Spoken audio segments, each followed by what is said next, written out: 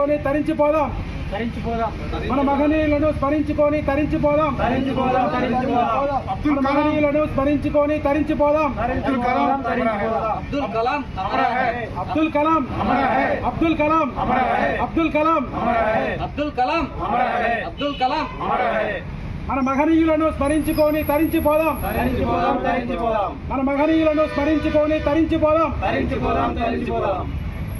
పెద్దపల్లి జిల్లా కేంద్రంలో అమరవీరుల స్థూపం దగ్గర మరి భారత మాజీ రాష్ట్రపతి అబ్దుల్ కలాం గారి జయంతి సందర్భంగా వారి ఆత్మకు శాంతి చేకూరాలని కొవ్వొత్తులు వెలిగించి మరి భారతదేశానికి రాష్ట్రపతిగా పనిచేసిన సందర్భంలో భారతదేశంలోనే బడుగు బలైన వర్గాల కోసం ఎంతగానో కృషి చేసిండు.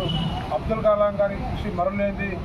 చిన్నారి విద్యార్థుల కోసం చదువు విద్య వైద్యం మీద మరి అనేకంగా దృష్టి పెట్టి అబ్దుల్ కలాం గారి కృషి మరలేదని తెలియజేస్తున్నాం. జై తెలంగాణ. పూజలు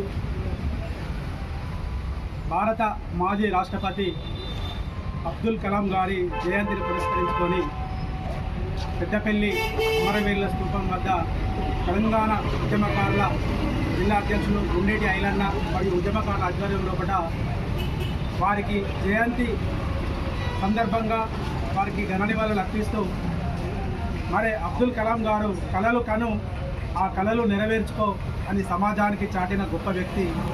తను మైనార్టీ లోపల అట్టడుగు వర్గాల నుంచి వచ్చిన ఒక గొప్ప వ్యక్తి.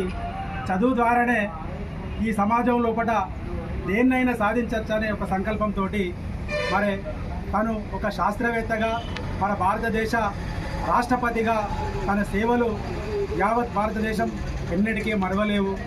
తన నిత్యం ప్రజలకు మేలు చేసే విధంగా ప్రజలల్లా తను చేసిన చిరస్థాయిగా ఉండాలని తను తీసుకున్న నిర్ణయాలు ఈరోజు కూడా ప్రతి ఒక్కరి హృదయాలలో నిలిచిపోతున్నాయి.